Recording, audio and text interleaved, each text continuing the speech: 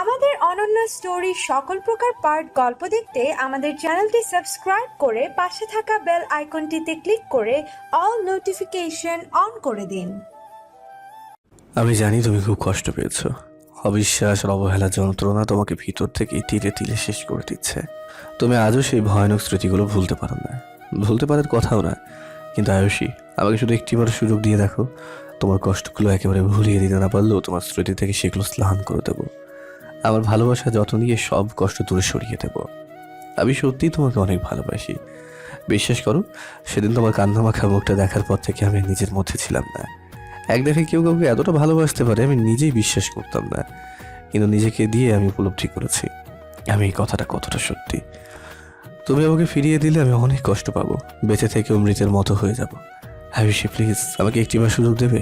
বিশ্বাস করো, কোনো অভিযোগ করার সুযোগ দেবো না। আমার সমস্ত ভালোবাসা দিয়ে তোমাকে আগলে রাখবো। পুরনো কোনো কথাই তোমার মনেও আসতে দেবো না। দেবে একটা সুযোগ? আয়ুষী এতক্ষণ ধরে অবাক হয়ে সোহানের কথা শুনছিল। প্রত্যেকটি কথা ও অবাক হয়েছে। সোহানের চোখের দিকে তাকিয়ে দেখলো ওর চোখগুলো ছলছল করছে। মনে হচ্ছে এখনই চোখটা বন্ধ করলেই পানিগুলো বাঁধন হারা হয়ে বাইরে গড়িয়ে পড়বে। তাছাড়া ওর চোখে অপরিসীম ভালোবাসা দেখা, যা শুধু আয়ুষীর জন্য। আয়ুষী কাঁপা কাঁপা গলায় বলল, আমাকে এর আগেও দেখেছিলেন আপনি? কোথায় দেখেছিলেন? তাছাড়া আপনাকেও আমি কোথাও যেন দেখেছি, কিন্তু মনে করতে পারছি না। সোহান একটু মুচকি হেসে বলল, সেসব কথা না হয় বিয়ের পরেই বললো। দুজনে মিলে যখন একসাথে বসে চন্দ্রবিলাস করবো তখন তোমাকে দেখায়, তোমাকে ভালোবাসার সব গল্প বলবো। সোহানের এমন কথায় আয়ুষী হঠাৎ লজ্জা পেয়ে গেল। ও চুপ করে নিচের দিকে তাকিয়ে আছে। তাছাড়া ওর হাতটা এখনো সোহানের হাতের ভাঁজে। তার জন্য কেমন একটা অস্বস্তি হচ্ছে ওর। ওর হাতটা ছাড়াতে নিলে সোহান আরো জোরে চেপে ধরে বলল, কি হলো আয়ুষী, দেবে তো আমাকে একটা সুযোগ? তোমাকে আমার জীবনের একটা অংশ হয়ে পাবার, তোমাকে ভালোবেসে নিজের কাছে রাখার সুযোগ পাবো তো? আয়ুষী নিচের দিকে তাকিয়ে বলল, আমি তো আগে থেকেই বিয়েতে রাজি হয়ে এখানে এসেছি। মা আর ভাইয়ার চাওয়া পূরণ করতেই আমি বিয়েতে মত দিয়েছি। আমি তোমার মনের কথা জানতে চেয়েছি। তুমি মন থেকে কি চাও বলো? আমি কি তোমার ভালোবাসা পাওয়ার যোগ্য না? তুমি কি সেরকম মনে করো? আমি চাই তুমি মন থেকে আমাকে বিয়ে করতে রাজি হও। ছি ছি, এসব কি বলছেন? আপনি না, বরং আমি আপনার ভালোবাসার যোগ্য না। আমার মতো একজন ডিভোর্সি মেয়েকে আপনি ভালোবেসে বিয়ে করতে রাজি হয়েছেন, এই তো আমার জন্য অনেক। এইভাবে বলো না। তুমি কি কেমন আমি সেটা দেখিনি। আমি শুধু তোমাকে চাই আমার করে, আমার হৃদয়ে রানী করে। বলো না আয়ুষী, সুযোগ দেবে তোমায়? আয়ুষী ছল ছল চোখে বলল, আমার কোনো আপত্তি নেই। মা আর ভাইয়া যা চাইবে সেটাই হবে। আর কিছু জিজ্ঞেস করবেন না প্লিজ।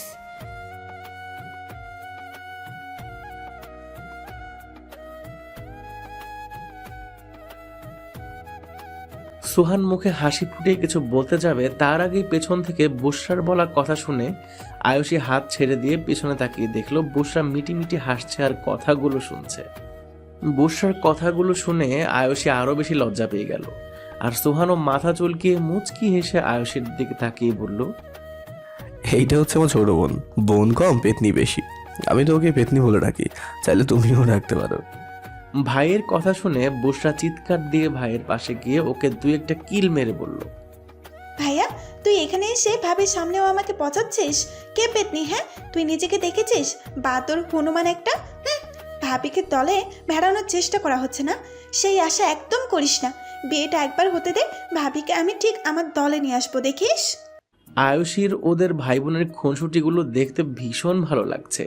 ও মিটিমিটি হাসছে সেগুলো দেখে, আবার লজ্জাও পাচ্ছে বুশরার বলা কথাগুলো শুনে। ওরা আরো কিছুক্ষণ দুষ্টুমি করে তারপর তিনজনেই নিচে নেমে গেল। তারপর এক সপ্তাহ পরেই বিয়ের ডেট ঠিক করেছে। তবে আয়ুষের কথা অনুযায়ী বিয়েটা ঘরোয়াভাবেই হবে, আর সেটা সবাই মেনেও নিয়েছে। কিন্তু বিয়ের পরে বড় করে রিসেপশন অনুষ্ঠান করবে বলে জানিয়েছেন সোহানের বাবা মা। এটাও সবাই খুশি মতো মত মেনে নিয়েছে। সময় নেই বেশি, তাই এখন থেকে বিয়ের তোড়জোড় শুরু করতে হবে। আর বিয়ের শপিং থেকে শুরু করে সব কেনাকাটা খুব তাড়াতাড়ি সেরে ফেলতে হবে। এমন আরো কিছু আলোচনা করে শেষমেশ খাওয়া দাওয়া সেরে সুহান আর তার পরিবার চলে গেল। আর আয়ুষী রুমে শুয়ে শুয়ে আজ সারাদিন ঘটে যাওয়া সবকিছু মনে করতে লাগলো আর ভাবতে লাগলো। সুহানদের বাড়িতে বিয়ে নিয়ে খুব ধুমধাম চলছে। বিয়েটা ঘরোয়াভাবে হলেও সুহানদের বাড়িতে খুব আনন্দ হচ্ছে, কেননা একমাত্র ছেলের বিয়ে। আর তাছাড়া বুশরা তো আছেই মজা করার জন্য। ও একাই পুরো বাড়ি মাতিয়ে রেখেছে, যেন ও সবচেয়ে বেশি খুশি এই বিয়েতে। রুবাইয়া বেগম প্রথমে একটু খুঁতখুঁত করলেও পরে আয়ুষীকে দেখে আর সবার আনন্দ দেখে সেইটাও চলে গেল। মন থেকে পছন্দ করে নিল আয়ুষীকে। আর সুহান, তার কথা আর কি বা বলবো, সে তো পারছে না আজকেই বিয়ে করে আয়ুষীকে তার কাছে নিয়ে আসতে। কিন্তু তা তো আর সম্ভব না। গুনে গুনে আরো 5টা দিন বাকি আছে আয়ুষীকে নিজের করে পাওয়ার জন্য। দুই পরিবার মিলে ঠিক করলো কালকেই ওরা শপিং এ যাবে, তাও সবাই একসাথে। সুহান তো খুশিতে রুমে ডান্স দিচ্ছে, কালকে আয়ুষীকে দেখতে পাবে তার জন্য। আর সে এখন শুয়ে শুয়ে সেই প্রহরটাই গুনছে। আয়ুষী রুমে বসে রেডি হচ্ছে। আজ ওরা বিয়ের শপিং করতে যাবে, আয়ুষী, ফারিহা আর আয়ুষ। আয়ুষের ইচ্ছে না থাকা সত্ত্বেও ওর যেতে হচ্ছে। হাজার হোক বিয়ের পাত্রী বলে কথা, তার উপর তার হবু শাশুড়ি নিজে ফোন করে বলেছে রেডি হয়ে থাকতে। সুহান এসে ওদের নিয়ে যাবে শপিংয়ে, তাই আর না করতে পারলো না। ওর আজকাল বাইরে বেরোতে একদম ইচ্ছে করে না, তাও অনিচ্ছা সত্ত্বেও রুমে বসে রেডি হচ্ছে।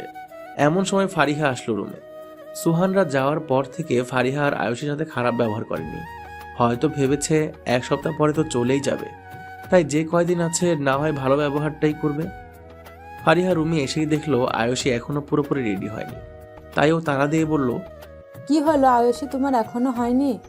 সুবন্ত এখনই এসে বলে আমি আর তোমার ভাইয়া তো রেডি হয়ে গেলাম, তোমার আর কত দূর? আয়ুষ একটু তাড়াহুড়ো করতে করতেই বলল, এই তো ভাবি হয়ে গেছে, আর 5 মিনিট। আচ্ছা, ছট করে তৈরি করে নিচে এসো, আমরা ওয়েট করছি, ততক্ষণে মাকে আরেকবার দেখে আসি। এই বলে ফারিহা বেরিয়ে গেল আর আয়ুষও চটপট রেডি হয়ে নিচে নেমে এলো। ততক্ষণে সুহানও এসে গেছে।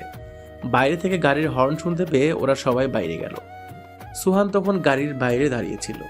ওরা আসতেই সুহান গাড়ির পেছনের ডোর খুলে দিল আর আয়ুষ আর ফারিহার সাথে কুশল বিনিময় শেষ করে গাড়িতে বসতে বলল।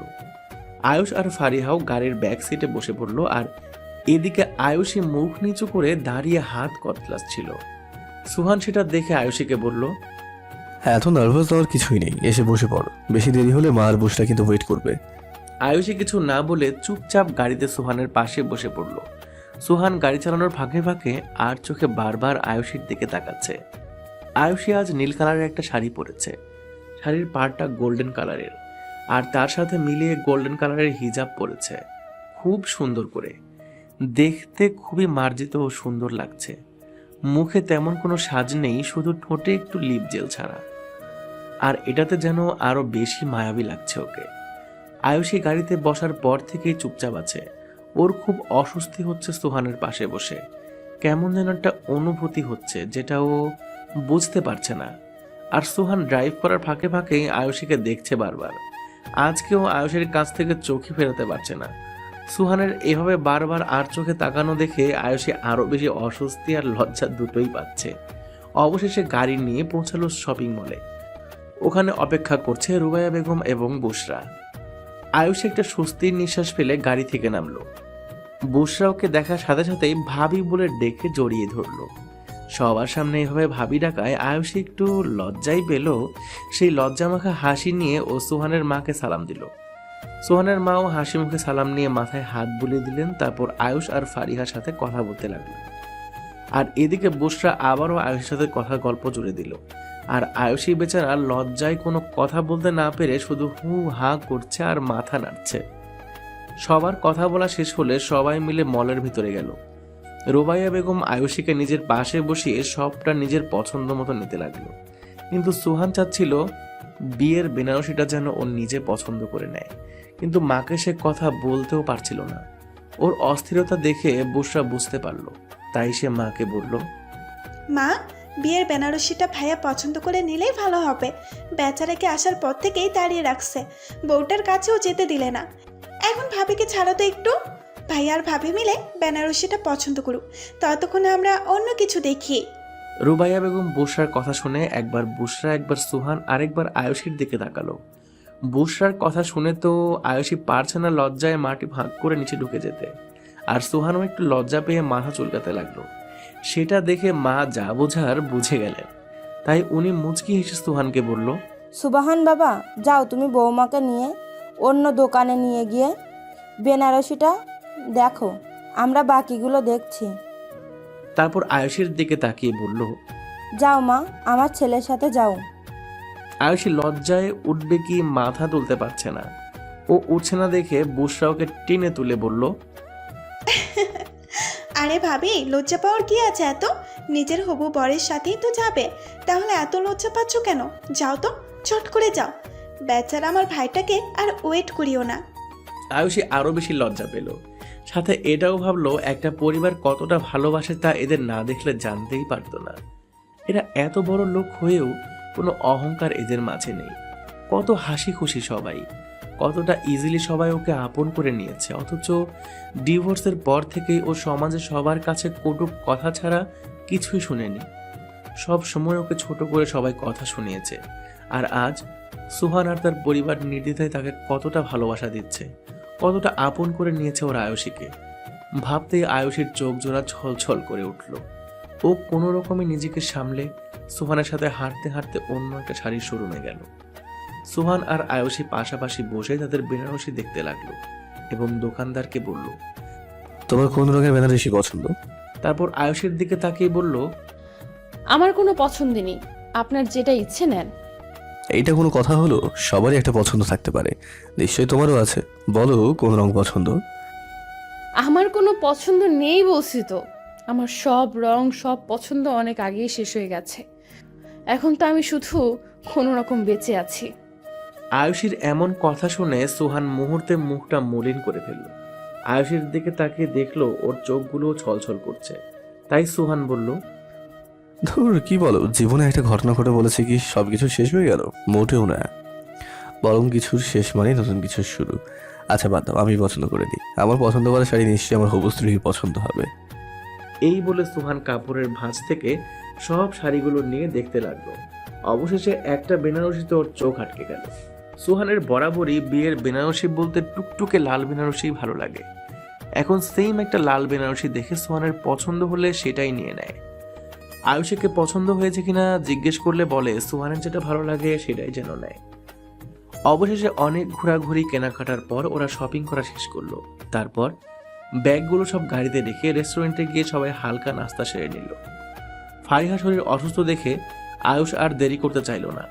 বাড়িতে চলে যেতে চাইলে সুহান বলে আয়ুষ আর ফারিয়াকে ড্রাইভার বাসায় পৌঁছে দেবে, আর আয়ুষীকে সুহান পৌঁছে দেবে।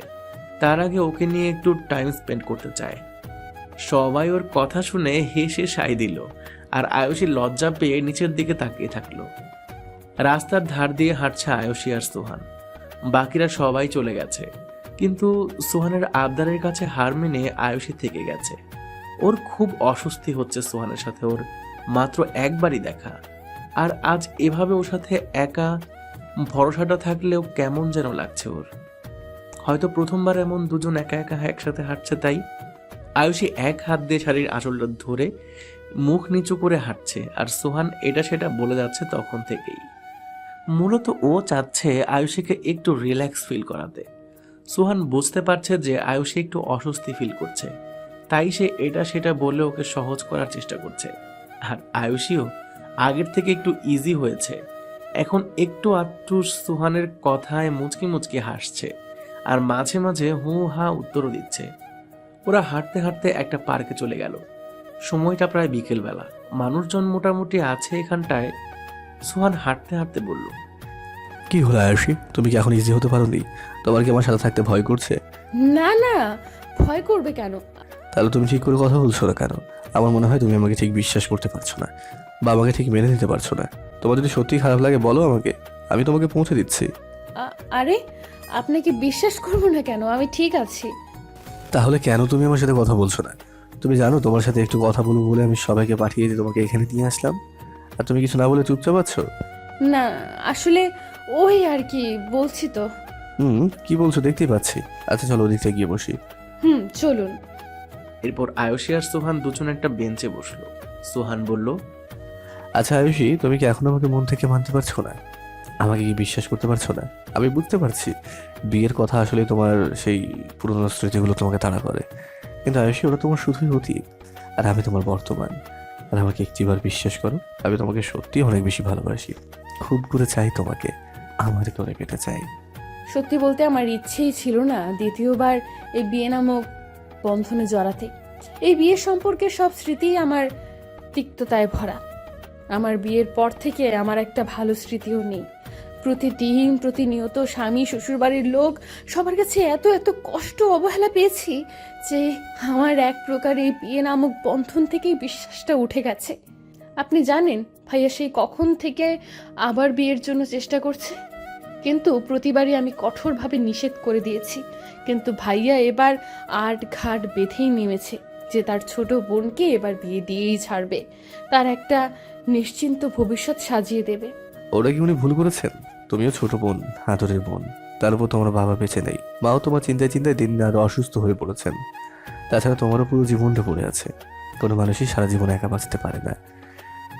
একটা সময় সে খুব একা ফিল করে নিজেকে, তখন খুব আপন কাউকে কাছে পেতে মন চায়, তার কাঁধে মাথা রেখে একটু শান্তি নিঃশ্বাস ফেলতে মন চায়। মনে যত না বলা কথা সব বলে মনটা হালকা করতে চায়। তুমি ভালো থাকলে, সুখে থাকলে সব থেকে বেশি খুশি ওনারা হবেন। ওনারা নিশ্চয়ই তোমার ক্ষতি করতে চাইবেন না। আমি জানি ভাইয়া আমাকে অনেক ভালোবাসে, আর মারও আমার জন্য খুব চিন্তা হয়। কিন্তু আপনি যে মুহূর্তগুলোর কথা বলছেন, 3 বছরেও আমার জন্য এমন একটা দিন আসেনি, কিন্তু তার পরিবর্তে এসেছে হাজারটা অপমান আর শারীরিক আর মানসিক নির্যাতন। আমার যে খুব ভয় করে সোহান। আমি চাইছিলাম না আবার পুরোনো দিনগুলোর মুখোমুখি হতে। ওসব মনে পড়লেই আমার হাত পা ঠান্ডা হয়ে আসে। সেই নিষ্ঠুর প্রতারকটার চেহারা ভেসে ওঠে, সাথে ভেসে ওঠে তার করা সব কিছু। তখন আমি নিজেকে স্থির রাখতে পারি না, কষ্ট হয় খুব, বুকে অসহ্য যন্ত্রণা হয়। বলতে বলতে আয়ুষী কেঁদে দিল।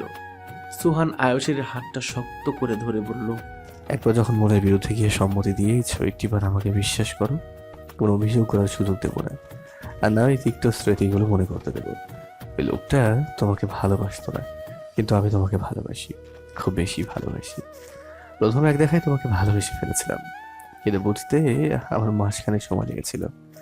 তখন তোমার ওই মুখটা বারবার আমার চোখের সামনে ভেসে উঠতো, আর মনের মধ্যে একটা শূন্যতা অনুভব করতাম। তখনই বুঝতে পারি যে সেই প্রথম এক ঝলক দেখায় তুমি আমার মনের পুরোটা জুড়ে বসবাস করছো। যখনই বুঝতে পারি আমি তোমাকে ভালোবেসে ফেলেছি, তখন থেকে তোমার খোঁজ নেওয়া শুরু করি। তারপর মাকে সব জানাই। তারপর কি হলো সব তো তোমার জানা। আয়ুষী অবাক হয়ে সুহানের কথা শুনছিল। ও যেন এতক্ষণ কোনো কল্পনার জগতে ছিল। একটা ছেলে তাকে চেনে না, জানে না, অথচ এক দেখায় ভালোবেসে ফেললো। আমি ডিভোর্সে জেনেও তার পরিবারকে নিয়ে আসলো আমাকে বিয়ে করার জন্য। সত্যি এই যুগে এমন ছেলে হয়? আয়ুষীর একবার মনে হচ্ছে সুহান সব সত্যি বলছে তো, নাকি ও আমাকে মিথ্যা আশ্বাস দিচ্ছে। আমি কি কোনো ভুল করছি? আবার কি আমার সেই কষ্টদায়ক মুহূর্তগুলো সামনাসামনি হতে হবে? আবার ভাবলো, ছি, আমি এসব কি ভাবছি? এত নিজ ভাবনা আমার কিভাবে হলো? সেই প্রথম দিন থেকে দেখছি ছেলেটা আমাকে কতটা ভালোবাসে। আজও আমাকে কতগুলো কথা বলল। সেই শহর থেকে নিজে খোঁজ নিয়ে আমাকে বের করলো। এত বড় লোক উনি, চাইলে আমার থেকেও 1000 গুণ ভালো মেয়ে পাবেন।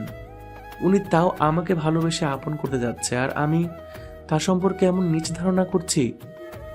তাছাড়া মানুষ মিথ্যা বললেও তার চোখ তো মিথ্যা বলে না।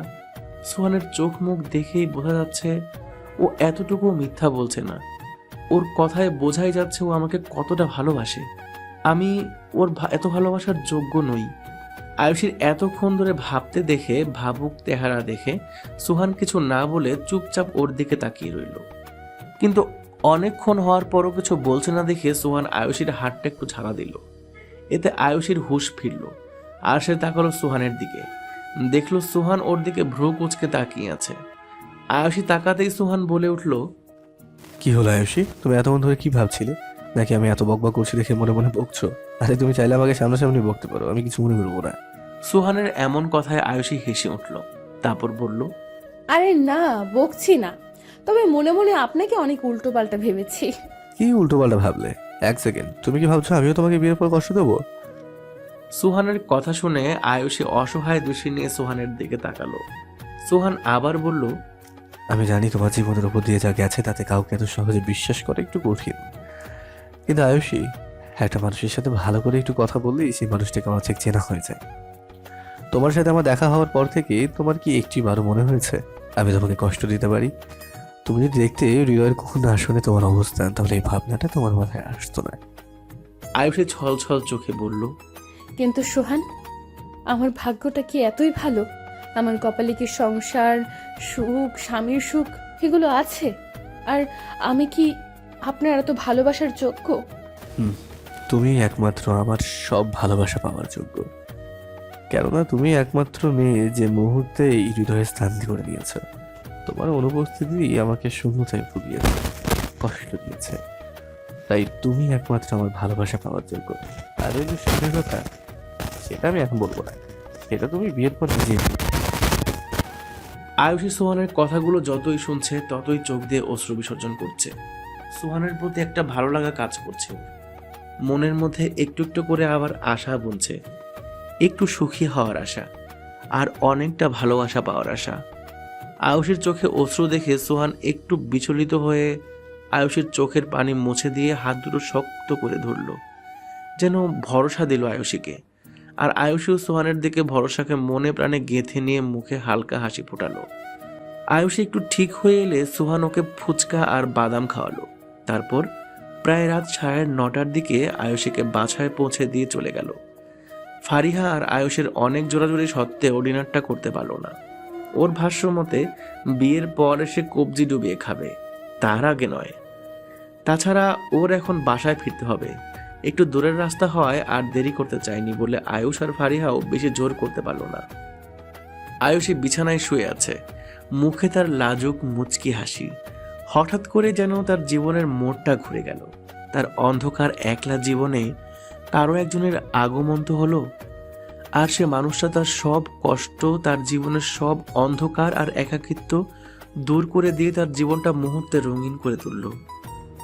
মানুষের জীবনে কখন কি ঘটে কেউ বলতে পারে না। আমরা যতই বলি না কেন, এটা করব না, ওটা করব না, কিছুতেই করব না, কিন্তু কখন যে সেটা নিজ থেকেই হয়ে যায় আমরা বুঝতেও পারি না। আসলে যেটা হওয়া সেটা তো হবেই, তাতে আমাদের যতই আপত্তি থাকুক না কেন। পরবর্তীতে সেটা যখন আমাদের জীবনে সুখ বয়ে আনে, তখন আমাদের যে খুশি আর কেউ হয় না। তেমনি সেরকমটা হয়েছে আয়ুষীর সাথেও। ও এতদিন বলে আসছে বিয়ে করবে না, তার ভাই 1000বার চেষ্টা করলেও সে বারবার মানা করে গেছে, কিন্তু সব নিষেধ, সব বাধা উপেক্ষা করে আজ তার জীবনেও সেই দিনটা এসেছে। কিন্তু এর জন্য তার কোনো কষ্ট নেই, বরং সুহানের মতো একজন মানুষকে তার জীবনে পেতে যাচ্ছে, এতেই সে খুশি। যতটুকু সুহানের সাথে মিশেছে তাতেও বুঝেছে যে সুহান ওকে কতটা ভালোবাসে। অন্তত তার আগের জীবনের মতো কষ্ট পেতে হবে না, তাকে আর কারো অবহেলা পেতে হবে না, প্রতিনিয়ত অত্যাচার সহ্য করতে হবে না। কারণ সুহান তাকে ভালোবাসে, বিয়ে করতে যাচ্ছে, আর তার পরিবারও যথেষ্ট ভালো। আয়ুষীকে ভালো একটা ছেলের হাতে দিতে পারছে, এই জন্য আয়ুষ আর তার মা যেন স্বস্তির নিঃশ্বাস ফেলল। তার মেয়েটা এতদিন অনেক কষ্ট সহ্য করেছে, প্রথমে শ্বশুর বাড়িতে, তারপর বাপের বাড়িতে এসেও।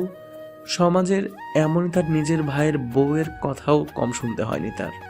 এখন যদি মেয়েটা একটু সুখের মুখ দেখে, এসব ভেবেই আয়ুষ আর তার মা ভীষণ খুশি। আজ আয়ুষের গায়ে হলুদ, যদিও ঘরোয়াভাবে সব হবে, তাও আয়ুষ হালকা পাতলাভাবে বাড়ির চারদিকে সাজিয়ে তুলেছে। তার একমাত্র বোনের জীবনটা নতুন করে সাজতে যাচ্ছে, বাড়িটা না সাজলে কেমন হয় সেই ভেবে। ফারিহাও মন থেকে খুশি মনে সব কাজ করে যাচ্ছে, আর আয়ুষের সাথেও ভালোভাবে হাসি মুখে কথা বলছে। তাদের সবার মুখে হাসি দেখে আয়ুষেরও খুশি লাগছে খুব। আজ তার একটা ডিসিশনে সবাই কতটা হ্যাপি। সত্যি আয়ুষ এই সিদ্ধান্তটা নিয়ে কোনো ভুল করেনি। অন্তত তার আপনজনগুলো একটু সুখে থাকবে, চিন্তামুক্ত থাকবে। বিছানায় শুয়ে শুয়ে এই কয়েকদিন যা যা ঘটেছে সবটা মনে করছে আয়ুষী। সুহানের বলা কথাগুলো যতবারই ওর মনে পড়ছে, ততবারই ওর মুখটা লজ্জায় লাল হয়ে যাচ্ছে, যেন কিশোরী কোনো মেয়ে হুট করে কারো প্রেমে পড়ল। আয়ুষীর সেই রকমই অবস্থা। আয়ুষী ও সুহানকে একটু একটু করে ভালোবাসতে শুরু করেছে, তার কথা ভাবতে শুরু করেছে। জীবনের বাকি দিনগুলো সুহানের সাথে কাটানোর আশা পোষণ করছে সে। তার এই ভাবনার মাঝেই ফারিহা হুট করে রুমে এসে বলল, কি গো নন্দিনী, আর কতক্ষণ শুয়ে থাকবে? পাড়ার মহিলারা তো চলে এলো, গায়ে একটু হলুদ ছোঁয়াবে না? আয়ুষী শোয়া থেকে উঠে বসে বলল, ভাবি আবার এসব কেন? আমি সবাইকে বলেছিলাম কোনো ধুমধাম হবে না, কোনো গায়ে হলুদ হবে না, তাহলে কেন এসব করছো তুমি? আরে কোনো ধুমধাম হচ্ছে না, আর কোনো অনুষ্ঠানও হচ্ছে না, কিন্তু কিছু নিয়মও তো আছে বলো।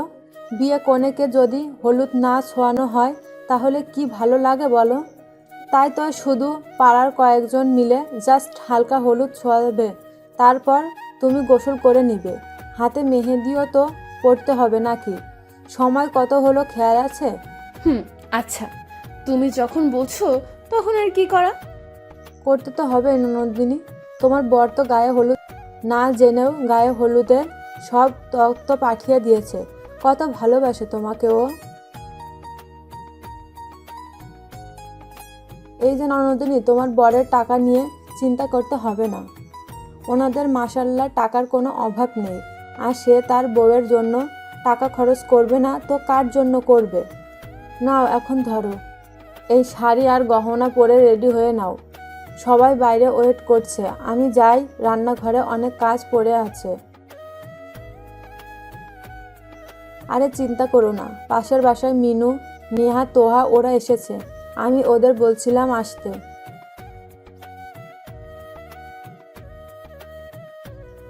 আচ্ছা। এই বলে ফারিহা বের হয়ে চলে গেল। তার কিছুক্ষণ পরেই 3টা মেয়ে ঘরে ঢুকলো। ঢুকেই ওরা সবাই আয়ুষীকে জড়িয়ে ধরলো। আয়ুষী তখন শাড়ি পরতে ব্যস্ত ছিল। ওরা আসাতে আয়ুষী খেয়াল করেনি, তাই হঠাৎ ওরা 3জন ওর উপর ঝাঁপিয়ে পড়ায় একটু ভয় পেয়ে উঠল। পরে ওদের দেখে হেসে ফেলল। কি রে, এইভাবে কেউ হুট ছাপিয়ে পড়ে? আমি তো ভয় পেয়ে গেছিলাম। যাক, তোরা এতক্ষণ কই ছিলি? আমি কখন থেকে এখানে একা একা শুয়ে থেকে বোর হচ্ছিলাম। আসলে একটু কাজ ছিল বাসায়, তাই এতক্ষণ আসতে পারেনি রে। আয়ুষী আপু, সরি। ও আচ্ছা, ওকে, সমস্যা নেই। নে, এখন আমাকে হেল্প কর, শাড়িটা ভালো করে পরতে পারছি না, ধর তো একটু। তোহা এগিয়ে এসে শাড়ির কুচি ঠিক করতে করতে বলল, যাক আয়ুষী আপু, শেষ অবধি তুমি বিয়েটা করতে রাজি হলে। রাজি না হয়ে কি করতাম বল? মার আমাকে নিয়ে চিন্তা করতে করতে অসুস্থ হয়ে পড়া ভাইয়ার আর ভাবিরও আমাকে নিয়ে চিন্তা, আমি সবার চিন্তার কারণ হচ্ছিলাম। তাও তো এক প্রকার জেদ নিয়েছিলাম বিয়ে করব না, কিন্তু পরে আর মায়ের কথা ফেলতে পারিনি। একদম ভালো করেছো গো আয়ুষী আপু। সারা জীবন শুধু শুধু কেন একা থাকবে, কেন পুরনো কথা মনে করে কষ্ট পাবে? তার চেয়ে এটাই ভালো হলো, নতুন করে তোমার জীবনটা সাজাতে যাচ্ছ।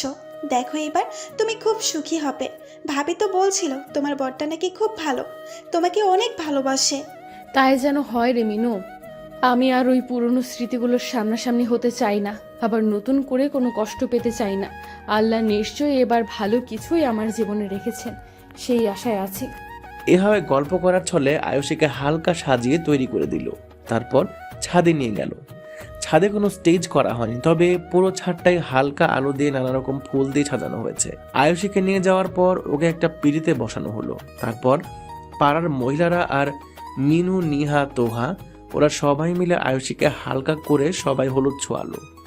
হলুদ লাগানো শেষ হলে তোহারা আয়ুষীকে নিয়ে আয়ুষীর রুমে চলে আসলো। আবার ওকে ওয়াশরুমে গোসলের জন্য পাঠিয়ে দিয়ে ওরা 3জন বসে গল্প করতে লাগলো। আবার আয়ুষী ফ্রেশ হয়ে বের হয়ে এলে ওরা আয়ুষীকেও গল্পে সামিল করলো। আর গল্প করতে করতেই আয়ুষীর 2 হাত ভর্তি করে দিল মেহেদিতে। মেহেদি দেওয়ার এক পর্যায়ে তোহা জিজ্ঞেস করলো, আয়ুষী আপু, তোমার বরের নামটা যেন কি? তোমার হাতে তো ওনার নামটা দিতে হবে। আয়ুষী এবার একটু লজ্জা পেয়ে বলল, ধুর, এসব কেন আবার? নাম কেন দিতে হচ্ছে? ও মা, কি বলো আপু, বিয়ের কনের হাতে তার বরের নাম থাকবে না? এটা কখনো হয়? দেখি চটপট বলো তোমার বরের নামটা। সোহান। বাহ, দারুণ সুন্দর নাম তো। এই বলে সবাই হাসতে লাগলো। ওদের হাসি দেখে আয়ুষীও একটু লজ্জা পেয়ে মুচকি হেসে উঠল। তারপর তোহা আয়ুষীর হাতে মেহেদির ডিজাইনের ফাঁকে সুন্দর করে সোহানের নামটাও ডিজাইন করে এঁকে দিল। মেহেদি দেওয়া শেষ করে ওরা আরও কিছুক্ষণ গল্প করলো। মেহেদি শুকিয়ে এলে হাত পরিষ্কার করে সবাই মিলে ঘুমিয়ে পড়লো। এবার টুকটুকে লাল বেনারসি পরে বধূ বেশে ড্রয়িং রুমের সোফায় বসে আছে আয়ুষী।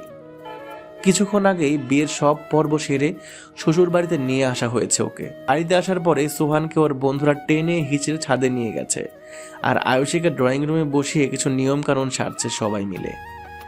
আশেপাশের অনেকেই আসছে আয়ুষীকে দেখার জন্য। ওদের মধ্যে অনেকেই জানে যে আয়ুষের ডিভোর্সই ছিল। সোহান একটা ডিভোর্সি মেয়েকে বিয়ে করে এনেছে, এই নিয়ে সবাই অনেক কানাঘুষাও করছে। এমন একটা মেয়েকে বিয়ে করে আনায় সমাজের মানুষদের মাঝে নানা জনে নানা কথা বলা বলি করছে। এসবের কিছু কিছু কথা আয়ুষের কানেও আসছে, আর তার পাশে বসা তার শাশুড়ি আর ননদ বুসার কানেও গেছে। ওদের কথাগুলো শুনে আয়ুষের মুখটা মলিন হয়ে উঠেছে। এর আগে এসব শুনলেও আজ এটা পবিত্র দিনে নতুন আপনজনদের সামনে, তাও শ্বশুরবাড়ির লোকজনের সামনে এমন কথাগুলো শুনতে আয়ুষের বুকে সূচের মতো বিচ্ছে। তার মুখটা একদম ফ্যাকাশে হয়ে গেছে, চোখ দুটো ছলছল করছে। বুসরা আর তার মার কানে গেলে ওরা কোনো ঝামেলা করবে না বলে মুখ বুজে সহ্য করে যাচ্ছিল, কিন্তু হঠাৎ করে বুসরার আয়ুষের দিকে চোখ গেল, আর তার ছলছল করে ওঠা চোখ আর মলিন হয়ে থাকা মুখটা দেখতে পেল। তার আদরের ভাইয়ের একমাত্র ভালোবাসার মানুষটার মুখটা এমন ফ্যাকাশে দেখে বুসরার মেজাজ চরম পর্যায়ের গরম হয়ে গেল। তাছাড়া আয়ুষীও এই কয়েকদিন বুসরার অনেকটা আপন হয়ে গেছে, হৃদয়ের একটা জায়গা বিশেষভাবে দখল করে নিয়েছে ও। আর নিজেদের পছন্দের জিনিস হোক বা নিজেদের আপনজনের এমন অপমানজনক পরিস্থিতি দেখলে যে কারো শান্ত মাথাও রাগ হয়ে যাবে, যে কারো শান্ত মাথাতেও রাগ চলে আসবে। বুসরারও একই অবস্থা। ও রেগে মেগে মহিলাগুলোর কাছে গিয়ে বলল, আপনাদের কি সমস্যা বলুন তো? তখন থেকে জানোই তাই বলে যাচ্ছেন। শুধুমাত্র আপনাদের করা কোনো কথা শুনবো না বলে কিছু না বলে চুপচাপ শুনে যাচ্ছিলাম, কিন্তু আপনারা তো নামই নিচ্ছেন না। বিয়েতে দাওয়াত পেয়েছেন, আসছেন, খাবেন, বউ দেখে চলে যাবেন, বাস। আপনাদের আমার ভাই কেমন বউ আনলো না আনলো সেই নিয়ে তো সবাই আলোচনা করার জন্য ডাকেনি, তাই না? বুসরার এমন ঝাঁঝালো কথা শুনে মহিলাদের মধ্যে একজন বলল, বাড়িতে ডিভোর্সি মেয়ে আসতে না আসতেই ঘরের মেয়ের মুখ খুলে গেছে, বড়দের সম্মান কেমনে করে ভুলে গেছে, সংসারে অধপতন শুরু হলো বলে। এতক্ষণ রুবাইয়া বেগম মহিলাদের কথা শুনছিল। যখন কথা বোঝা যাচ্ছিল তখনই বুসরা ওদের উত্তর দিল, কিন্তু বুসরার কথার পরিবর্তে মহিলাটির এমন কথা শুনে রুবাইয়া বেগম আর চুপ থাকতে পারলেন না। উনি এসে বলতে লাগলেন, আমার সংসার অধপতন হবে কিনা সেটা নিশ্চয় আমরা ভালো বুঝব। আমাদের মতামত বা পরামর্শ দিতে বলিনি, আর আমার মেয়েকে নিয়ে আপনাদের সাথে আত্মীয়তা করতে যাচ্ছি না, তাই আমার মেয়েকে কেমন আপনাদের চিন্তা করতে হবে না। আর আমি মা হিসেবে বলতেছি, আমার মেয়ে একটাও ভুল কথা বলেনি, যা বলেছে একদম ঠিক বলেছে। রুবাইয়া বেগমের কথা শুনে মহিলাটি থমথমে মুখে বলল, আরে আমরা তেমন কিছু বলছিলাম না, শুধু তো ভাবছিলাম আপনার এমন একটা সুন্দর স্টাবলিশ ছেলে কিনা একটা ডিভোর্সি মেয়েকে বিয়ে আনলো, এটা কি ঠিক হলো? না, আসলে ওর আগের সংসার তো টিকেনি, নিশ্চয়ই ওর কোনো খুঁত আছে, তাই আগের সংসারটা করতে পারেনি। আর এখন এই সংসারে এসেও যদি কোনো ক্ষতি করে তাহলে তো তোমার ছেলেটা কষ্ট পাবে, তাই না? কিন্তু বুসরা সেটা উল্টো বুঝে আমাদের কথা শোনালো। দেখেন ভাবি, বুসরা এর আগে কখনো আমাদের সাথে এমন আচরণ করেনি, আর আজ প্রথম এই আচরণ। তার মানে কি বুঝতে পারছেন ভাবি? মহিলার কথা শুনে বুসরা আরো চটে গেল। ও কিছু বলতে যাবে তার আগে রুবাইয়া বেগম ওকে থামিয়ে দিয়ে বলল, দেখুন ভাবি, আমার ছেলে নিজে পছন্দ করে বিয়ে করে এনেছে ওকে। আপনাদের ভাগ্য ভালো আমার ছেলে এখানে নেই, তাহলে ও এসব শুনে রেগে যা বলতো হয়তো আপনারা মানতে পারতেন না। আর তাছাড়া আমরা যথেষ্ট খোঁজ খবর নিয়ে আমাদের ছেলের জন্য বউ এনেছি। আর একটা মেয়ের ডিভোর্স হওয়া মানে এই না যে মেয়েটি খারাপ কিংবা ওর সংসার ভাঙার জন্য শুধু ও দায়ী। সংসার সুন্দর হতে স্বামী স্ত্রী দুজনের সমানভাবে একে অপরকে সম্মান করতে হয়। এমন নয় যে ডিভোর্সি একটা মেয়ে শুধু মেয়ের দোষ হয়েছে, ছেলেটার দোষ থাকতে পারে না। আর সংসার শুধু একটি মেয়ের গুণেই টিকে থাকে না, বরং সমানভাবে একে অপক্ষে তার স্বামী একইভাবে ভালোবাসা সমান আর সহযোগিতা থাকা দরকার। তাই ভাবি আপনারা না জেনে শুধু একটা মেয়েকে ছোট করতে পারেন না, তাকে নিচু করে অপমানজনক কথা বলতে পারেন না। তার উপর মেয়েটির আজকে বিশেষ দিন, আজ তার জীবনে একটা সুন্দর মুহূর্ত এসেছে। আপনাদের উচিত ছিল ওকে দেখে দোয়া করা, যাতে ওরা দুজন সুখে শান্তিতে সংসার করতে পারে। রুবাইয়া বেগমের এমন কথা শুনে ওনারা আর কিছু বলার সাহসই পেলেন না, তাই মাথা নিচু করে চুপ করে রইল। উল্টা ওরা নিজেরা রুবাইয়া আর বুসরার কথায় অপমানিত বোধ করলো। ওদের চুপ থাকতে দেখে রুবাইয়া বেগম আবার বললেন, ভাবে আপনাদের মনে হয় খাবার খাওয়া হয়ে গেছে আর বউকেও দেখা হয়ে গেছে। আমার মনে হয় আপনাদের এখন বাড়ি চলে যাওয়া উচিত। বৌমা অনেক ক্লান্ত, ওকে এখন ফ্রেশ করতে নিয়ে যেতে হবে। রুবাইয়া বেগমের এমন কথা শুনে অপমানিত হয়ে মহিলাগুলো মুখে তিক্ততা এনে বিড়বিড় করতে করতে একে একে সবগুলো মহিলা বাড়ি থেকে চলে গেল। এতক্ষণ আয়ুষী চুপচাপ তার শাশুড়ি আর তার ননদের কথাগুলো শুনে যাচ্ছিল। ও যতই শাশুড়ি আর ননদকে দেখছে ততই অবাক হচ্ছে আর চোখ দিয়ে অশ্রু গড়িয়ে পড়ছে। আজকের এই অশ্রু তার সুখের অশ্রু। এতদিন এত কষ্ট সহ্য করার পর আল্লাহ তার জীবনে এই সুখটুকু রেখেছেন। তার জীবনে এমন কিছু ভালো মানুষের দেখা মিলিয়েছেন আর তাদের সাথে এমন সুন্দর একটা সম্পর্ক গড়ে দিয়েছেন। এটা ভেবেই আল্লাহর দরবারে হাজারো শুকরিয়া জানাচ্ছে আর খুশিতে কান্না করে দিচ্ছে। মহিলাগুলো চলে যাওয়ার পর বুশরা আয়ুষের কাছে গিয়ে পরম যত্নে তার চোখের পানিগুলো মুছে দিয়ে বলল, ভাবি কেন তুমি কাঁদছো বলো তো? সমাজের মানুষেরা এমনই, তুমি জানো না? ওরা একটা কথাকে বাড়িয়ে চুরিয়ে হাজারটা কথা বানিয়ে বলা শুরু করে।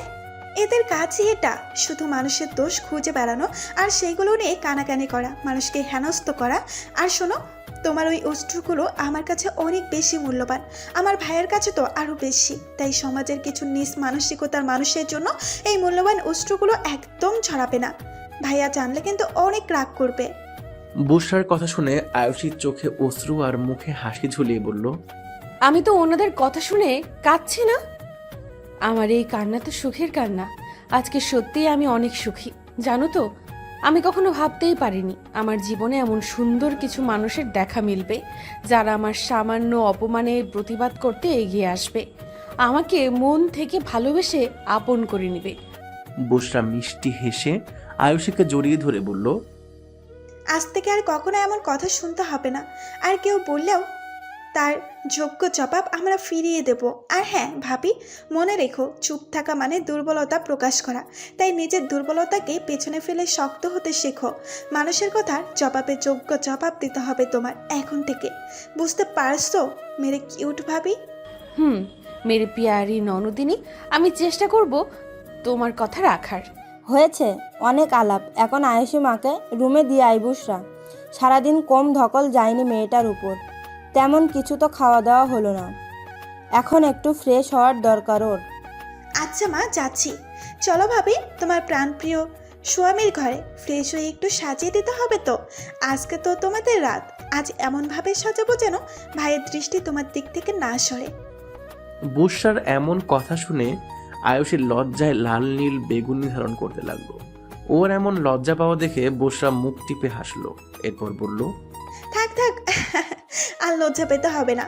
সব লজ্জা এখন শেষ করলে হবে। রাতে ভাইয়ের জন্য কিছু বাকি রাখো। ইস বুশরা, তুমিও কি না যে বলো। আচ্ছা, আমি চুপ করলাম। এখন যাও তো, চটপট ফ্রেশ হয়ে নাও, ভাইয়া এলো বলে। বুশরার জোড়াজুড়িতে আয়ুষী ফ্রেশ হয়ে এলে বুশরা ওকে হালকা সাজিয়ে দিল। তারপর আয়ুষীকে বুশরা হালকার মধ্যে সাজিয়ে দিয়ে খাটের মাঝখানে বসিয়ে দিল। তারপর যাওয়ার সময় চোখ টিপে মুখ চেপে হেসে কিছু দুষ্টুমিও করলো। আর সেই দুষ্টুমিগুলো শুনে আয়ুষীর লজ্জায় কিছু বলতে না পেরে নিচের দিকে তাকিয়ে আঁচলের এক কোণা ধরে মোচড়াতে লাগলো। আর সেটা দেখে বুশরা হু হু করে হেসে উঠল। তারপর আয়ুষীকে আরেকবার জড়িয়ে ধরে মিষ্টি হেসে চলে যেতেই দরজায় সুহানের সাথে একটা ধাক্কা খেলো। সুহান কিছুটা বিরক্তি নিয়ে কপাল কুঁচকে বলল, এই বেতনি, চোখ কোথায় থাকে তোর? হ্যাঁ, দেখে চলতে পারিস না? বুশরা সুহানের কথা শুনে বলল, আমি না হয় দেখে চলি না, আর চোখ ঠিক না, বাট তুই তো দেখে চলতে পারিস। আর তোর চোখ কোথায় ছিল বলতো? ও হ্যাঁ, বুঝেছি কোথায় ছিল। নিশ্চয়ই ভাবের দিকে তাকিয়ে হাঁটছিলি, তাই আমাকে আর চোখে পড়লো না, তাই না? আর পড়বেই বা কেন? এখন তো বউ পেয়েছিস, এখন আর বোনকে চোখে পড়বে কেন?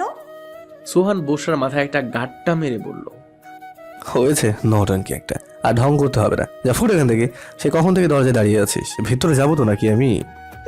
এত সহজে কি ভাবির কাছে যেতে পারবি? আগে মাল ছাড়, তারপর যাবি। সুহান ভ্রু কুঁচকে বলল, চাঁদাবাজ একটা। আজকে দিনেও টাকা যাচ্ছিস, তো লজ্জা করে না রে? লজ্জা করবে কেন? আজকের দিনটাই তো পারফেক্ট টাকা হাতানোর। টাকা না ছাড়লে ভেতরে যেতে পারবি না। এখন বল, তুই কি করবি? এতক্ষণ আয়ুষী বসে বসে ওদের ভাই বোনের খুনসুটিগুলো উপভোগ করছিল আর মুচকি মুচকি হাসছিল। ওর এতক্ষণ কেমন একটা অস্বস্তি হচ্ছিল, বাট এদের ভাই বোনের কাণ্ড দেখে কিছু সময়ের জন্য সেটা ভুলে গেল। আয়ুষী ওদের দিকে তাকিয়ে দেখলো সোহান বিরক্তি নিয়ে ভ্রুটা কুঁচকে পকেটে হাত দিয়ে 1,000 টাকার একটা নোট বের করে দিল। সেটা দেখে বুশরা নাক মুখ কুঁচকে বলল, ছি ছি ভাইয়া, তুই এত কিপটুস কখন থেকে হলি রে? আমার ভাইয়া নাকি তার বাসর ঘরে ঢোকার জন্য তার একমাত্র বোনকে মাত্র 1,000 টাকা দিচ্ছে। ইস ভাইয়া, নিজের প্র্যাকটিসটা এভাবে কমিয়ে ফেললি। সোহান এতক্ষণ হা হয়ে বুশরার কথা শুনছিল। বুশরা থামতেই বলল, হয়েছে তোর বকবকানি, নে এবার এই টাকাটা নিয়ে বিদায় হয় আমার সামনে থেকে। ইস, বললেই হলো 5,000 টাকা ছাড়, এখান থেকে এক পাও নড়বো না। কি 5,000? পাগল তুই? পাগল হব কেন? যদি নতুন বইয়ের কাছে যেতে চাস তাহলে মাল ছাড়। ছি ছি ছি, কি মুখের ভাষা! যাবি নাকি থাপড় খাবি? ভাইয়া, আমি এত সব জানি না, জলদি টাকা দে, না হয় এখান থেকে ফুট। আমার ঘুম পাচ্ছে, আমি বরং ভাবির সাথে ঘুমিয়ে পড়ি। এই বলে বুশরার হাব ভাব দেখে আর না পেরে শেষমেশ সোহান 5,000 টাকাই দিয়ে দিল বুশরাকে। টাকাটা চট করে নিয়ে দাঁত কেলেই হেসে চলে গেল। আর যাওয়ার সময় চোখ টিপে বলে গেল, এনজয় করো তোমরা, আর কেউ ডিস্টার্ব করবে না তোমাদের।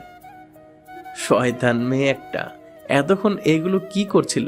ডিস্টার্ব না? ইস, কতটা সময় তার বউর থেকে দূরে থাকতে হলো। এসব ভাবতে ভাবতেই সোহান রুমে প্রবেশ করলো। এদিকে বুশরার চলে যাওয়া দেখেই আয়ুষী হুঁশে আসলো, আর আবার সেই একই অস্বস্তিতে ঘিরে ধরল। মনে মনে একটু ভয় হচ্ছে। সোহানের সাথে আজ তার প্রথম রাত। কেমন কাটবে আজকের সময়টা? সোহান কি তাকে বুঝতে না চেয়ে তার উপর ঝাঁপিয়ে পড়বে, নিজের চাহিদা মেটাতে শুরু করবে? হঠাৎ করে পুরনো স্মৃতিগুলো মনে পড়তেই আয়ুষী কেমন কাঁপতে লাগলো।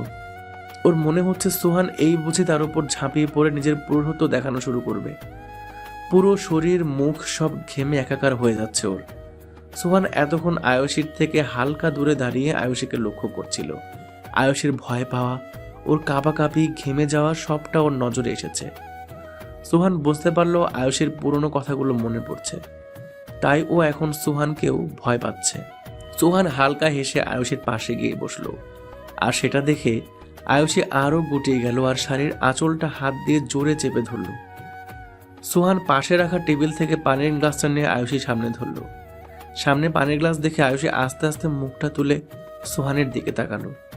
সোহানের হাসি মাখা মুখটা দেখে আয়ুষীর ভয়টা কেমন যেন হালকা কমে এলো।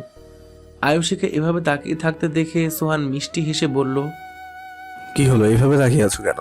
নাও পানিটা খেয়ে নাও। সোহানের কথা শুনে আয়ুষী কাঁপা কাঁপা হাতে গ্লাসটা নিয়ে এক ঢোকে সব পানি শেষ করে ফেলল। তারপর সোহান ওর হাত থেকে গ্লাসটা নিয়ে আবার টেবিলে রেখে আয়ুষের হাত দুটো ধরে বলতে লাগলো, শোনো আয়ুষী, আমি বুঝতে পারছি তুমি আমাকে ভয় পাচ্ছ। আমি জানি তোমার জীবনে এত কিছু ঘটে যাওয়ার পর ভয় পাওয়াটাই স্বাভাবিক, কিন্তু এই কয়েকদিনে আমাকে তোমার একটু হলেও চেনার কথা। আজকের দিনে তুমি আমাকে এইভাবে ভয় পাবে, আমাকে নিয়ে খারাপ চিন্তা করবে, সত্যি আমি এটা ভাবিনি। আমি মনে করেছিলাম আমি তোমার বন্ধু হতে না পারলেও অন্তত কিছুটা ভরসা অর্জন করতে পেরেছি, বাট তোমাকে এইভাবে দেখে আমার সেই ধারণাটা ভেঙে গেল। সোহানের এমন কথা শুনে আয়ুষে অসহায় দৃষ্টি নিয়ে সোহানের দিকে তাকালো। সত্যি ও সোহানকে নিয়ে একটু বেশি ভেবে ফেলেছিল। সোহানের সাথে যতবারই দেখা হয়েছে, কথা হয়েছে, ততবারই আয়ুষের তেমন কোনো অস্বস্তি বা খারাপ লাগা কাজ করেনি, বরং তার জায়গায় এক রাশ ভরসা করতে পেরেছিল, আর কিছুটা বিশ্বাসও জন্ম হয়েছিল। তাই তো আর বেশি কিছু না ভেবে বিয়েতে রাজি হয়ে গেল। কিন্তু আজ হুট করে কি হয়ে গেল? হঠাৎ করেই তার প্রথম বাসর রাতের কথা মনে পড়ে যাওয়ায় কেমন ভয় পেতে লাগলো। মনে হতে লাগলো সোহানও বুঝে সেই দিনের মতো তার আগের স্বামীর মতো। এখন সোহানের কথাগুলো শোনার পর থেকে আয়ুষীর নিজেকে বড্ড অপরাধী মনে হচ্ছে। শুধু শুধু ও সোহানকে কষ্ট দিল, ওকে অবিশ্বাস করলো। ও দুহাত কচলাতে কচলাতে বলল, আসলে তেমন কিছু না, আমি তো ওই। আমি জানি আয়ুষী, তোমার আমাকে দেখে আগের স্মৃতিগুলো মনে পড়ে গেছে, তাই তুমি ভয় পেয়ে গেছিলে। চিন্তা করো না, একটাবার আমাকে ভরসা করে দেখো, আমার উপর বিশ্বাস রেখে দেখো, একটুও কষ্ট পেতে দেবো না তোমায়, পুরনো কোনো কথা মনেই পড়তে দেবো না। আমার সব ভালোবাসা দিয়ে তোমার মনে আমার জন্য স্থান করে নেব, তোমার মন জয় করে নেব, তোমার সব কষ্ট দূর করে দেব। আজ তুমি আমাকে ভালোবাসো না তো কি হয়েছে, এমন একটা সময় আসবে আমার থেকেও বেশি তুমি আমাকে ভালোবাসবে, আর ততদিন আমি অপেক্ষা করব। তোমার অনুমতি ছাড়া আমি কখনো তোমার কাছে যাব না। তবে একটা অনুরোধ, তোমাকে ভালোবাসতে আমাকে বাধা দিও না, নাহলে আমি বাঁচতে পারবো না। তোমাকে ছোঁয়ার অধিকার চাই না, কিন্তু বাকি সব ভালোবাসা আমি তোমাকে দিতে চাই। আয়ুষী অবাক হয়ে সোহানের দিকে তাকিয়ে আছে। ও এতক্ষণ বিভোর হয়ে সোহানের কথাগুলো শুনে যাচ্ছিল। ওর সবগুলো কথার মধ্যে কতটা আবেগ, কতটা ভালোবাসা জড়িয়ে আছে সেটা আয়ুষী সোহানের প্রত্যেকটা কথায় বুঝতে পারছে। মুহূর্তে যেন আয়ুষীর সব ভয়, শঙ্কা, অস্বস্তি সব কেটে গেল। তার বদলে তার মুখে ফুটে উঠল এক টুকরো মিষ্টি হাসি। আয়ুষীর মুখে হাসি ফুটেছে দেখে সোহান বড়সড় একটা নিঃশ্বাস ফেলল। তারপর পাশের থেকে খাবারের প্লেট হাতে নিয়ে ভাত মেখে এক লোকমা আয়ুষীর সামনে ধরল। আয়ুষী আবারও অবাক হলো, কারণ তার সত্যি খুব খিদে পেয়েছিল, কিন্তু নতুন জায়গায় প্রথম দিন তাও কাউকে কিছু বলেনি। আর সেটা সোহান কিভাবে বুঝে গেল? ওকে এমন অবাক হয়ে তাকিয়ে থাকতে দেখে সোহান বলল, আরে বউ আমার, এইভাবে তাকিয়ে না থেকে হাঁ করো। ও খিদে পেটে ছেড়ে যাচ্ছে, তুমি খাবারটা মুখে নিলে তারপর আমিও একটু খেতে পারি। সোহানের কথা শুনে বুঝতে পারলো ও এতক্ষণ কিছু না খেয়ে আছে, তাই আর কোনো কথা না বলে হা করলো। আর সোহান অতি আদরে আয়ুষকে খাইয়ে দিল, তারপর নিজেও খেলো। এভাবে দুজনে একসাথে খাবার শেষ করে সোহান আয়ুষীকে খাটে শুয়ে পড়তে বলল। তারপর ও নিজে খাট থেকে বালিশ নিতে গেলে আয়ুষী বলল, কিন্তু আপনি বালিশ নিয়ে কই যাচ্ছেন?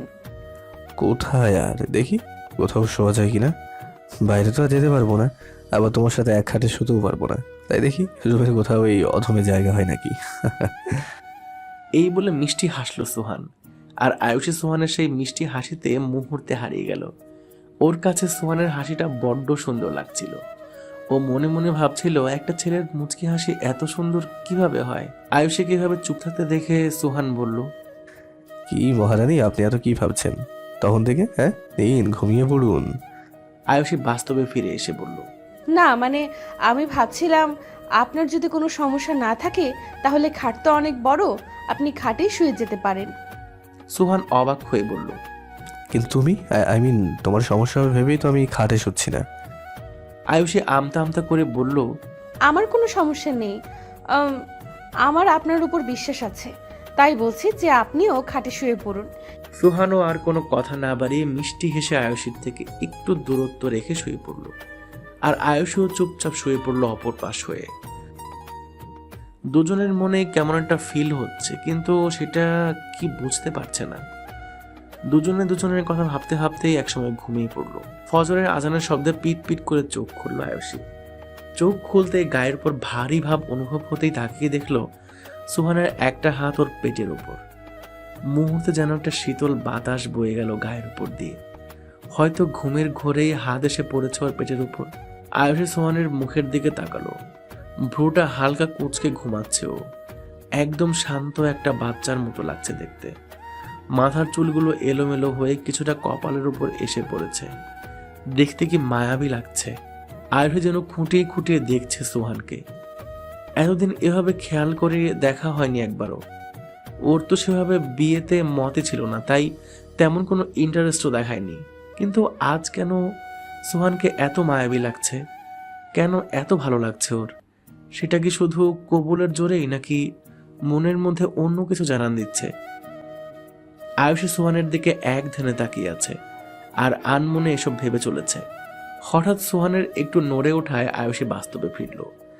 সুহানের দিকে এতক্ষণ এভাবে তাকিয়ে থাকায় একটু লজ্জাও পেল। উনি উঠে দেখতেন আমি কেমন বেহায়ার মতো ওনার দিকে তাকিয়ে আছি, তাহলে কি ভাবতেন? নিশ্চয়ই বেহায়া নির্লজ্জ টাইপের মনে করতেন। আয়ুষী খাট থেকে নেমে লাইটটা জ্বালিয়ে ঘড়িটা দেখে নিল। তারপর অজু করার জন্য ওয়াশরুমে গেল। অজু করে এসে সোহানের সামনে গিয়ে হালকা ঝুঁকে সোহানকে ডাকতে যাবে, তার আগে আয়ুষের মুখ থেকে পানির ফোঁটা পড়ে ঘুম ভেঙে গেল সোহানের। সোহান চোখ খুলেই সামনে আয়ুষীকে ভেজা মুখে ঝুঁকে থাকতে দেখে কেমন যেন ঘোরে চলে গেল। মুখের পানির ফোঁটাগুলো এই মুহূর্তে সোহানের কাছে মুক্তোর দানার মতো লাগছে। কপালের কিছু চুল আর চোখের উপরের ভেজা ভ্রুগুলো এলোমেলো হয়ে আছে, তার উপর ভেজা পাপড়িগুলো। আয়ুষীকে এতটা মায়াবী লাগছে, সোহানের ইচ্ছে করছে আয়ুষীকে এক টানে নিজের বুকে নিয়ে আসতে, তারপর কপালে গভীর একটা চুমু খেতে। কিন্তু এই মুহূর্তে সেটা করা সম্ভব না, কারণ সেরকম সম্পর্কটা এখনো তাদের মধ্যে সৃষ্টি হয়নি। সুহানকে এভাবে ঘোর লাগা দৃষ্টিতে তাকিয়ে থাকতে দেখে আয়ুষী একটু লজ্জা পেল। তাও নামাজের সময় পেরিয়ে যাচ্ছে, তাই ওকে বলল। কি হলো, নামাজের জন্য উঠবেন না? সময় তো বেশি নেই। সুহান উঠে বসে বলল, এই তো উঠে পড়েছি। আচ্ছা, অজু করে আসুন। হুম। এই বলে সুহান ওয়াশরুমে গিয়ে উজু করে নিল। তারপর টুপিটা নিয়ে মসজিদের উদ্দেশ্যে বেরোতে গিয়ে আবার থমকে দাঁড়িয়ে আয়ুষের দিকে তাকিয়ে বলল, আমার এই মুহূর্তে একটা কাজ করতে খুব ইচ্ছে করছে। এটা আমাদের রাসূল সাল্লাল্লাহু আলাইহি ওয়াসাল্লামের সুন্নত বলতে পারো। কি কাজ? বললো যদি রাগ করো তাই ভয় হচ্ছে। কি এমন কাজ যেটা করলে আমি রাগ করব? তাও আবার রাসূল সাল্লাল্লাহু আলাইহি ওয়াসাল্লামের সুন্নত। আপনি বলুন তো কি কাজ? আমি রাগ করব না। সত্যি তো?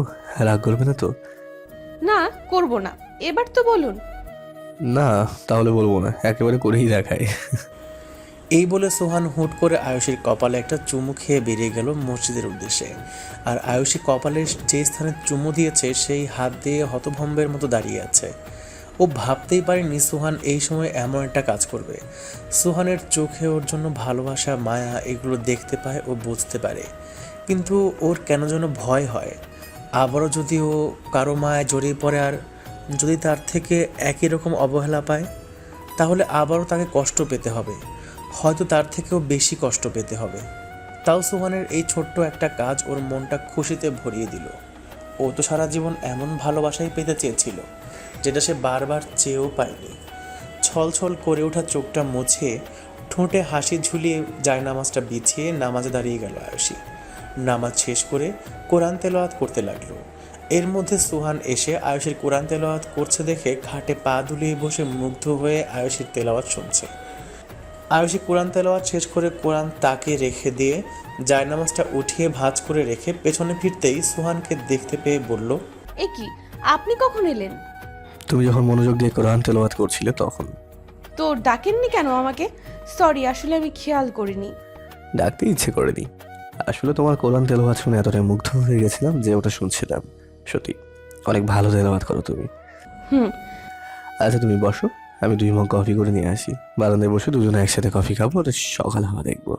আরে আপনি কেন? আমি যাই, কফিটা আমি করি। তুমি তো কিচেন চিনবে না। আচ্ছা চলো আমরা একসাথে যাই, দুজন কথা বলতে বলতে কফি করে নেবো, তোমার কিচেনটাও চেনা হয়ে যাবে। হুম, চলুন। এরপর ওরা দুজনেই কিচেনে গেল। তারপর হালকা কথা বলতে বলতে কফিও করে নিল। আয়ুষী রান্নাঘরে গেলেও কফিটা সুহানি করলো। আয়ুষী বললেও ওকে করতে দিল না।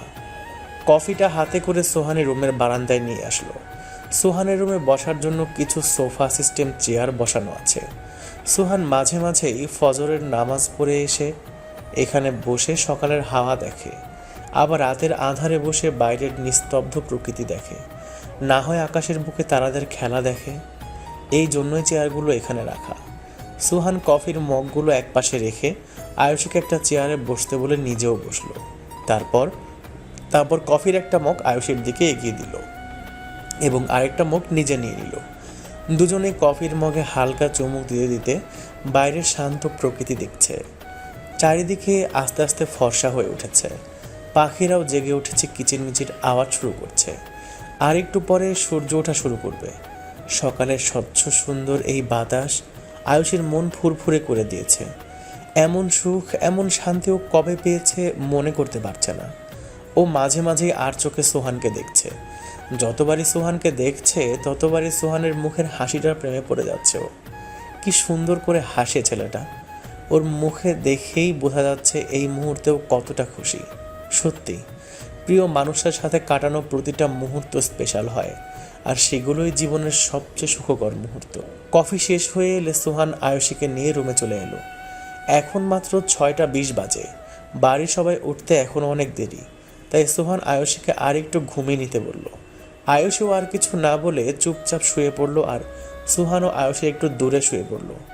আয়ুষী চোখ বন্ধ করতেই একটু পরে ঘুমিয়ে গেল, আর সোহান আয়ুষীর সেই ঘুমন্ত মুখটার দিকে এক ধ্যানে তাকিয়ে আছে। ওর মনে এখন হাজারো সুখের ছোঁয়া।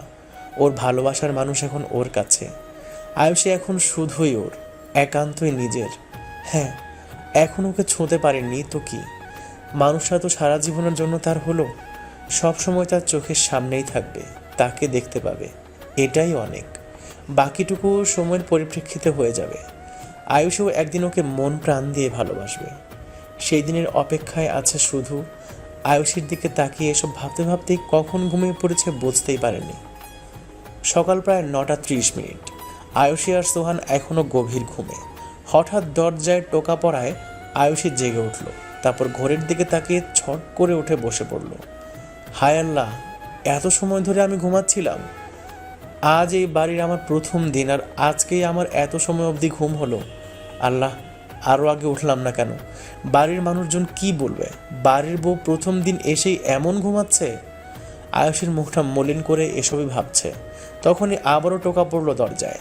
ইস, আমি তো ভুলেই গেছি দরজায় কেউ টোকা দিয়েছিল। জিহ্বাতে কামড় দিয়ে উঠে দাঁড়িয়ে নিজের কাপড়টা একটু ঠিকঠাক করে মাথায় ঘোমটা দিয়ে দরজাটা খুলে দিল আয়ুষী। দরজা খুলতেই বুশরা রুমে ঢুকে কোমরে হাত দিয়ে বলল, এটা কি হলো ভাবি? সেই রাতে দরজা বন্ধ করেছো আর এখন 10টা বাজতে চললো, তাও তোমাদের দরজা খুলছে না?